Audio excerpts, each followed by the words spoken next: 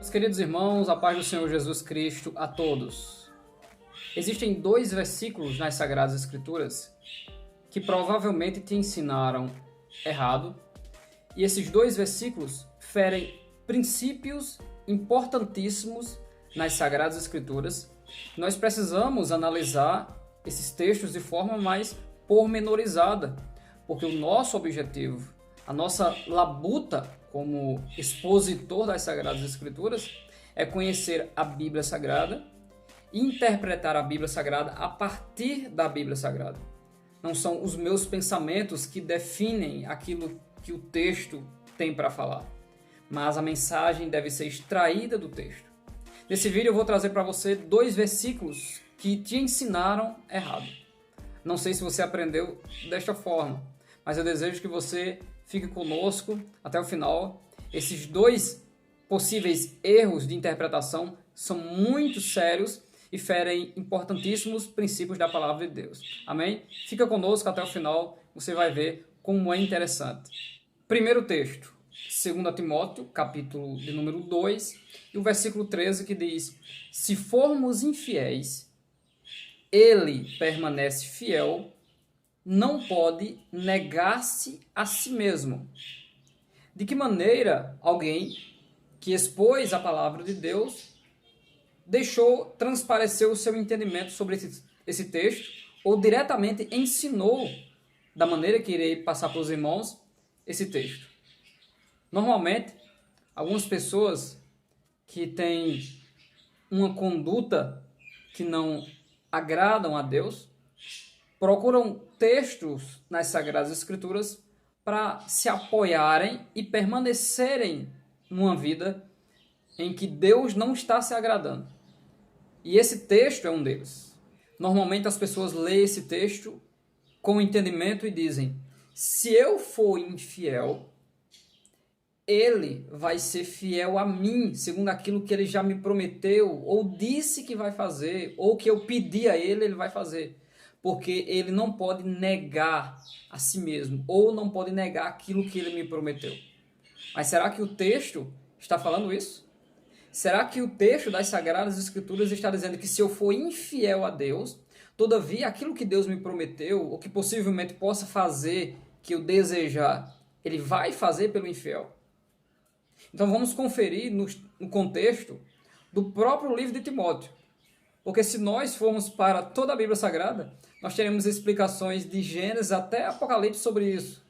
Mas se permanecermos aqui mesmo, no livro de Timóteo, só citando dois versículos em Hebreus, nós saberemos muito bem do que esse texto está falando.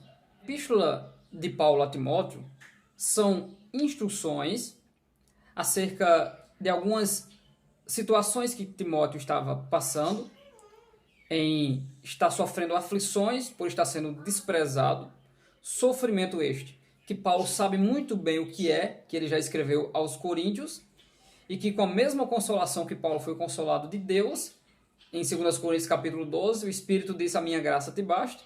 Agora Paulo também irá consolar Timóteo, dizendo que ele tem que sofrer as aflições, mas ele tem que cumprir o seu ministério.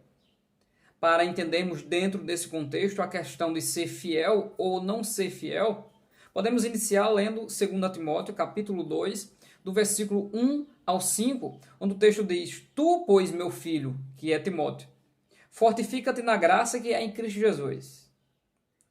E o que de mim, entre muitas testemunhas ouviste, confia-o a homens fiéis.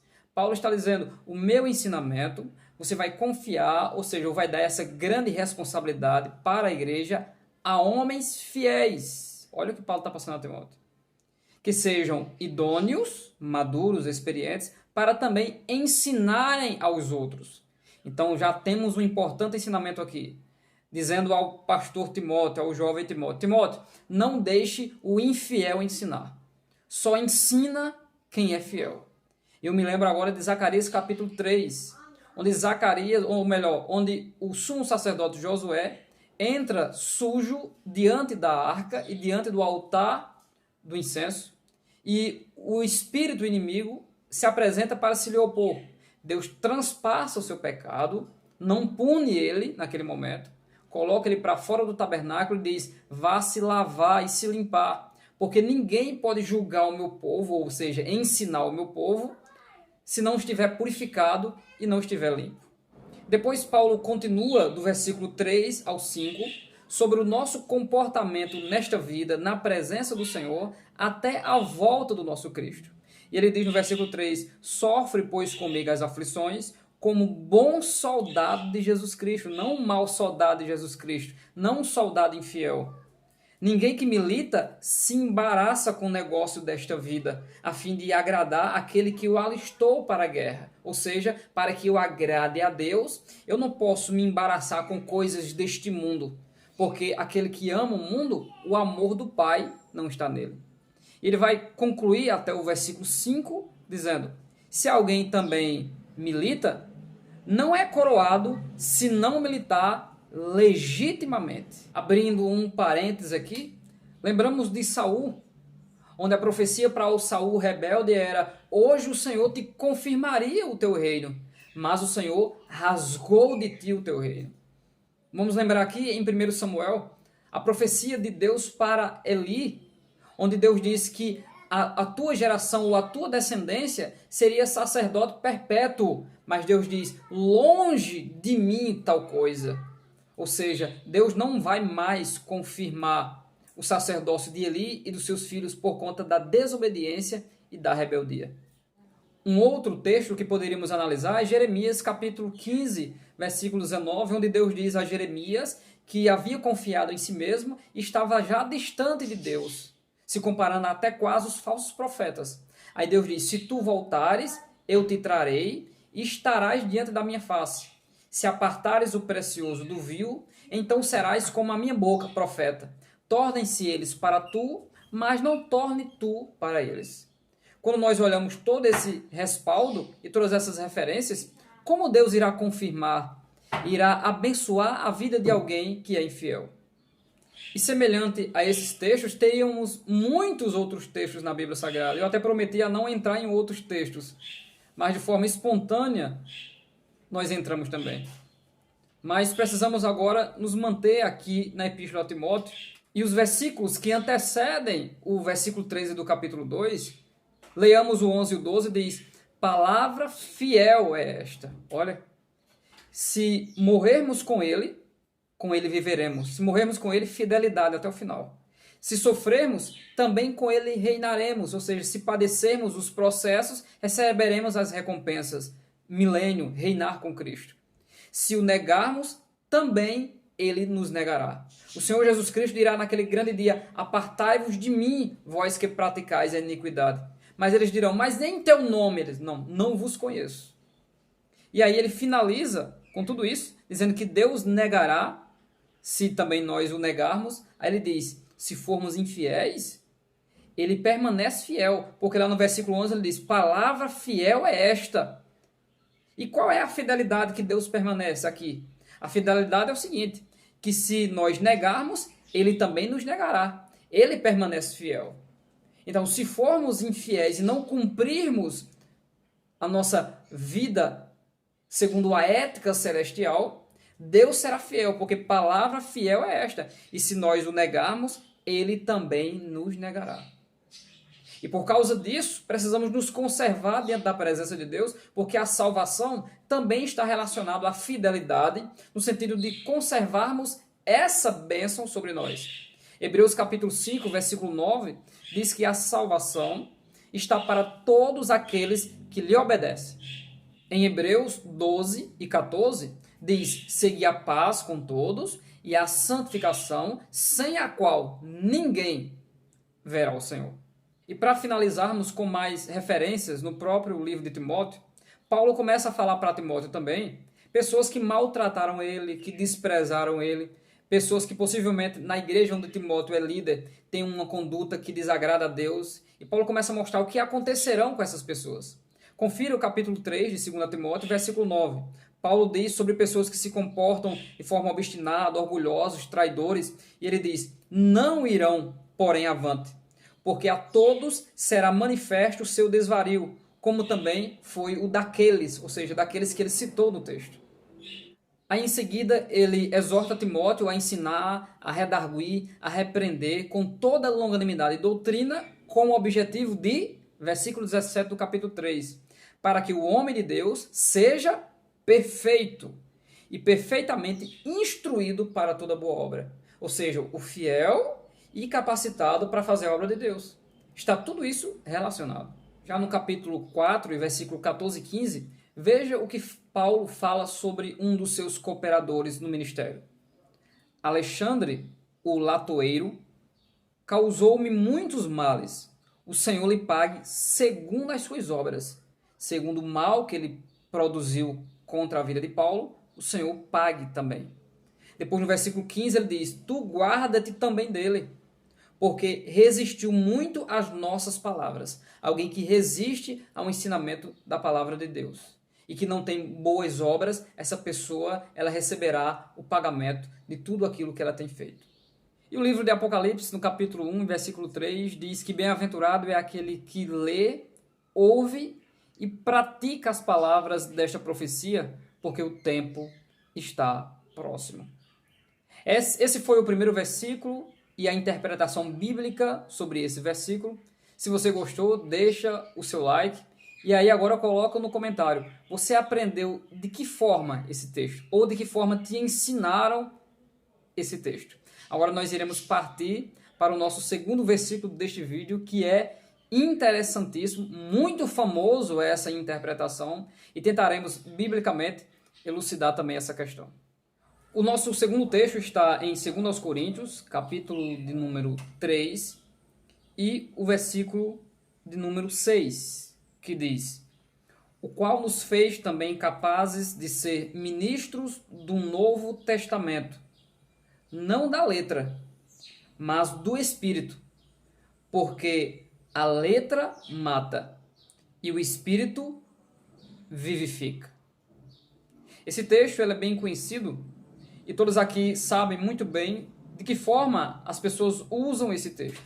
Normalmente esse texto ele é utilizado por pessoas que não tiveram um encontro com a genuína palavra de Deus, um encontro transformador, e essas pessoas normalmente desprezam o conhecimento bíblico, ou por pessoas que enxergaram em outras pessoas, que elas começaram a estudar teologia, estudar de forma mais aprofundada, fazer suas pesquisas, e se percebe que essa pessoa, ao invés de melhorar, ela piorou. E acusam o conhecimento de Deus dessa piora.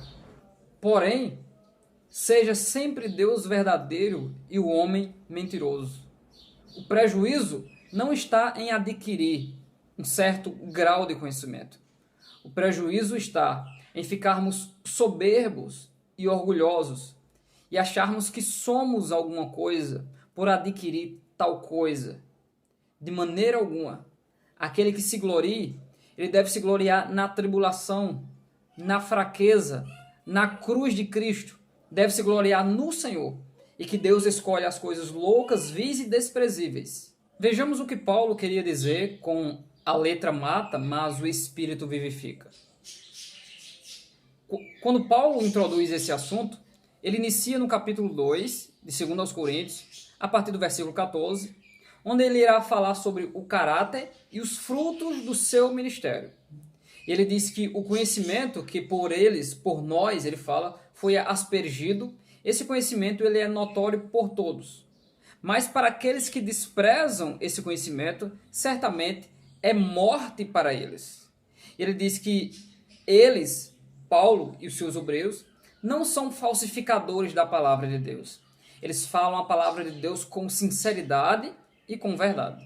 E por andar na verdade, Paulo entende que ele não precisa de carta de recomendação para estar em lugar algum e nem as suas ovelhas ou aqueles a quem Paulo alcançou pelo conhecimento de Cristo também precisa de carta de recomendação. Porque essa carta de recomendação, ela deve ser a condição em que essas pessoas estão diante de Deus. Se elas vivem em espírito e se elas andam na presença de Deus. Aí então Paulo diz, vós sois a carta, escrita em nossos corações e lida por todos os homens, falando do testemunho do povo de Deus em andar na presença de Deus. Em seguida, no capítulo 3 e no versículo 3, ele diz: porque já é manifesto que vós sois a carta de Cristo, ministrada por nós, e escrita não com tinta, mas com o Espírito do Deus vivo, não em tábuas de pedra, mas nas tábuas de carne do coração. Ou seja, Paulo está dizendo, a carta de vocês é a conduta de vocês, não é algo material, não é algo físico, mas é algo espiritual. Vejamos o que Paulo fala sobre isso em um outro livro, que é a carta de Paulo aos Romanos, no capítulo 7. Tábuas de pedra faz referência à lei escrita por Moisés, pelo dedo de Deus, para o povo de Israel. E Paulo está deixando bem claro para os crentes em Corinto que o que faz eles estarem justificados, regenerados, santificados na presença de Deus é a lei do Espírito de vida, e o ministério que foi pregado por Paulo e seus cooperadores é esse ministério do Espírito de lei de vida. Porque a letra escrita em tábuas de pedra, ela mata, porque homem algum pode ser justificado pelas obras da lei. Em Romanos capítulo 7, do versículo 7 ao 11, Paulo diz: que diremos, pois? É a lei pecado? De modo nenhum. Mas eu não conheci o pecado senão pela lei. Porque eu não conhecia a concupiscência se a lei não dissesse não cobiçarás. Mas o pecado, tomando ocasião pelo mandamento, despertou em mim toda a concupiscência, porquanto sem a lei estava morto o pecado. E eu, em algum tempo, vivia sem lei. Mas vindo o mandamento, reviveu o pecado e eu morri. A letra escrita em tábuas de pedra matou. Então eu morri. A lei mata. A letra escrita em tábuas de pedra mata. E o mandamento que era para a vida, achei eu que era para a morte. Porque o pecado, tomando ocasião pelo mandamento, me enganou e por ele me matou. Então, quando Paulo diz que a letra mata, Paulo está dizendo o mandamento mata, a lei mata, porque a lei mostra que o homem cobiça, que o homem assassina e que o homem transgride. Antes ele não conhecia, e a partir do momento que ele conheceu a letra, ou seja, a lei escrita por Deus nas tábuas de Moisés, ele morreu espiritualmente. E agora o ministério do Espírito Santo, do Espírito de vida, traz vida novamente. Paulo diz também que Deus lhe deu capacidade para ser ministro, e ser ministro do Espírito de vida, ou da lei do Espírito de vida, que não é a lei que mata, que apenas expõe o pecado, mas é a lei que dá vida. Vamos conferir aqui em Romanos, capítulo 8, dos versículos 1 ao versículo 5. Romanos 8, do 1 ao 5 diz: portanto, agora nenhuma condenação há para os que estão em Cristo Jesus, que não andam mais segundo a carne, referência a andar segundo a lei ou na tentativa de ter méritos próprios, buscando obedecer à lei, mas segundo o Espírito, que é o ministério do Espírito, que é a lei do Espírito de vida. No versículo 2 ele diz: porque a lei do Espírito de vida em Cristo Jesus, nova aliança, me livrou da lei do pecado, a letra que mata. Versículo 3 ele diz: porquanto que era impossível a lei, visto como estava enferma pela carne, ou seja, o que é ser enferma pela carne? A lei se tornou enferma ou impossibilitada de justificar o homem diante de Deus, porque a natureza humana do homem não conseguia obedecer os preceitos de Deus. Por isso que o texto diz que a lei ela estava enferma por causa da fraqueza da carne. Aí ele continua que enviando o seu filho em semelhança da carne, de pecado, pelo pecado condenou o pecado na carne. Com isso, Paulo estava dizendo que Cristo na sua vida, agora carne é corpo, Cristo na sua vida, ele foi fiel e ele condenou toda essa lei pela sua fidelidade na carne, nesta vida. Porque nenhum homem consegue ser fiel, mas Cristo foi fiel. E ele foi vitorioso sobre toda essa lei que condenava o homem, tendo condições agora de trazer vida pelo ministério da vida, pelo novo mandamento e pela nova aliança. Versículo 4 diz: para que a justiça da lei se cumprisse em nós, que não andamos segundo a carne, mas segundo o Espírito, ou seja, não andamos segundo a lei que mata, mas segundo o Espírito que vivifica. E para finalizar, o versículo 5 ele diz: porque os que são segundo a carne se inclinam para as coisas da carne, mas os que são segundo o Espírito, para as coisas do Espírito. Aqueles que se esforçarem para tentar andar segundo os preceitos da antiga aliança, irão se inclinar só para a perdição, só para a carne e para a morte, e nunca para a vida. Mas aqueles que decidirem andar segundo Cristo, segundo a lei do Espírito de vida, obedecendo a palavra pelo ministério da vida, ou ministério da reconciliação, tendo a antiga aliança chamada de o império da morte, o ministério da morte, agora em Cristo nós temos vida.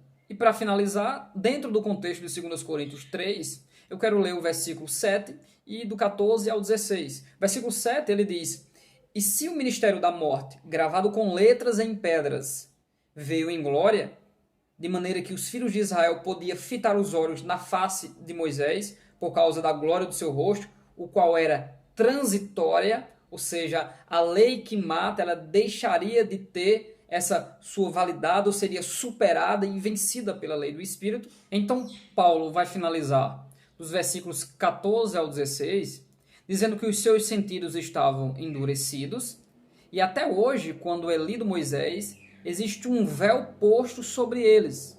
Mas quando eles se converterem ao Senhor, então o véu se tirará. Isso significa que até hoje a tentativa de andar segundo a lei de Moisés faz com que eles estejam mortos espiritualmente. Mas se eles se converterem ao Senhor Jesus, ao ministério da vida, então esse véu será tirado e eles terão a salvação em Cristo Jesus. Então veja como o contexto é esclarecedor. Isso significa que quando nós lemos a letra mata e o espírito vivifica, não está falando de que o estudo da teologia mata, que o estudo das Sagradas Escrituras mata. Pelo contrário, a palavra de Deus é viva e eficaz e ela está aqui para nos trazer luz e nos trazer vida. Passarão os céus e a terra, mas a palavra do nosso Deus não passará. Jesus Cristo disse: errais não conhecendo as Escrituras e nem o poder de Deus. O apóstolo Pedro disse: antes crescei na graça e no conhecimento do nosso Senhor e Salvador Jesus Cristo. Então o texto simplesmente está falando da velha aliança e da nova aliança. Amém? Deus abençoe a sua vida em nome de Jesus. Você já viu alguém ensinando ou citando esse texto, fazendo referência de forma errada, como nós passamos aqui? Ou se também você já viu alguém ensinando esse texto da maneira correta, conforme esse contexto? Se sim, deixa o seu comentário aí, explica aí para nós a sua experiência. Deus abençoe grandemente a sua vida, é sempre um prazer.